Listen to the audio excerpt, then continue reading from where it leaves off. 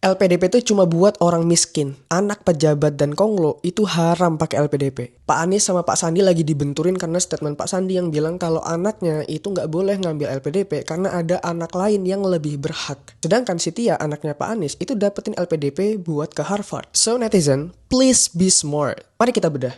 Yang pertama, LPDP itu beasiswa berbasis merit. Kalau lo kompeten, lo bisa dapetin apapun background lo. Tapi bang, nggak fair kalau misalnya anak miskin yang pendidikannya ketinggalan itu ngelawan orang kaya yang kurikulumnya internasional. Nah makanya lu harus tahu ada yang namanya jalur reguler. Itu siapapun orangnya itu bisa daftar. Yang kedua ada jalur afirmasi. Afirmasi ini ada yang dari daerah tertinggal, ada yang memang prasejahtera atau miskin, ada yang dari khusus disabilitas, ada juga yang putra-putri daerah. Nah, kalau lo miskin, lo bisa daftar tuh yang prasejahtera. Ada lagi nanya, tapi bang temen gua miskin.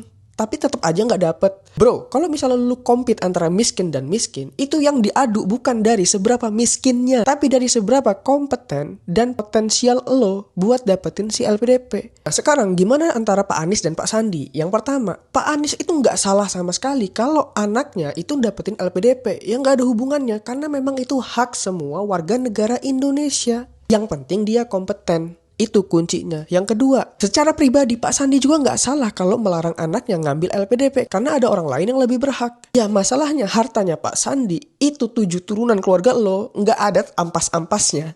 Gue juga kalau sebagai Pak Sandi, gue nggak akan tuh ngizinin anak gue ngambil LPDP. Kenapa? Karena pertama, dari segi finansial, LHKPN-nya Pak Sandi itu 11,2 triliun.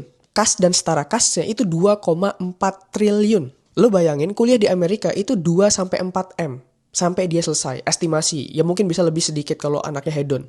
Itu cuma 0,16% dari kas dan setara kasnya.